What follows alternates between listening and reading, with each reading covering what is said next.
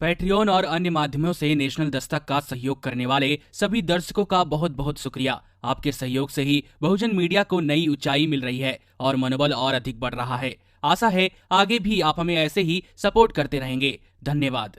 Jawaharlal Nehru university में छात्र संघ के पूर्व प्रेसिडेंट और भारतीय कम्युनिस्ट पार्टी के नेता कन्हैया कुमार ने केंद्र सरकार पर तंज कसते हुए निशाना साधा है।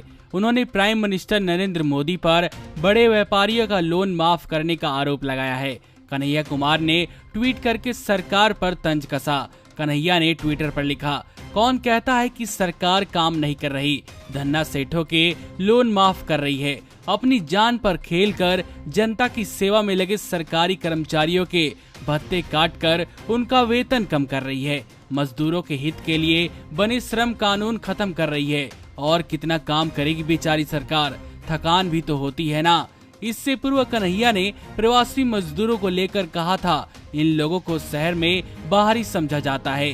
शहर जाने के बाद ये लोग गांव के लिए परदेसी बन जाते हैं। अपने ही देश में प्रवासी बन गए इन मजदूरों का दर्द ये है कि लॉकडाउन ने शहर को इनके लिए रहने लायक नहीं छोड़ा और महामारी की आशंका इनको गांव में घुसने नहीं दे रही। पूर्व जेएनयू प्रेसिडेंट ने वर्तमान में चल रहे संकट को देखते हुए कहा कि इससे समाज का एक बड़ा तबका प्रभावित हुआ है।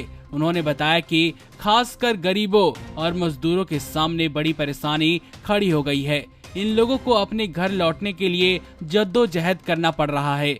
सरकार को इसे गंभीरता से लेना चाहिए, वरना मानवता की सभी दलीलें खोखली साबित हो जाएंगी। आपको बता दें कि लॉकडाउन में मजदूरों को काफी परेशानियों का सामना करना पड़ रहा है। रोजगार चले जाने के कारण खाने से लेकर छत न मिलने जैसी कई समस्याएं इनके सामने आ खड़ी हुई हैं। वहीं विपक्षी पार्टी कांग्रेस भी केंद्र सरकार से लॉकडाउन हटाने को लेकर सरकार के एग्जिट प्लान की जानकारी मांग रही है। कांग्रेस ने मोदी सरकार से लॉकडाउन हटाते वक्त उनकी आर्थिक नीतियों को जानने का प्रयास किया। मालूम हो कि लंबे समय से आर्थिक गतिविधियां बंद होने के कारण अर्थव्यवस्था को काफी नुकसान उठाना पड़ा। हालांकि लॉकडाउन जरूरी भी था, लेकिन अब देखना यह होगा कि सरकार लॉकडाउन के बाद अर्थव्यवस्था को हुए नुकसान की भरपाई के लिए कौन से अहम कदम उठाती है। नमस्कार।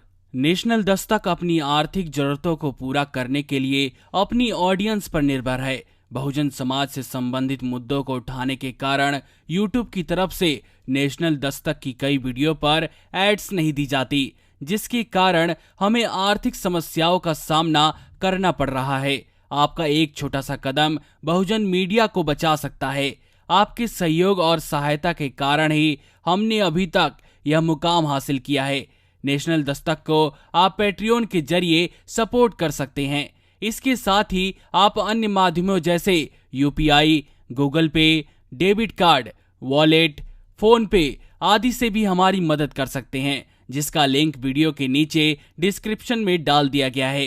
पैट्रियन पर आप हमें प्रतिमाह $2 यानी 140 रुपए प्रतिमाह से हमारे साथ जुड़ सकते हैं। दूसरे माध्यमों में राशि की कोई सीमा नहीं है। आपके सहयोग से ही बहुजन मीडिया को एक नई दिशा मिली है और इसे अभी एक नए मुकाम तक लेकर जाना बाकी है, जो आपके साथ के बिना संभव नहीं है।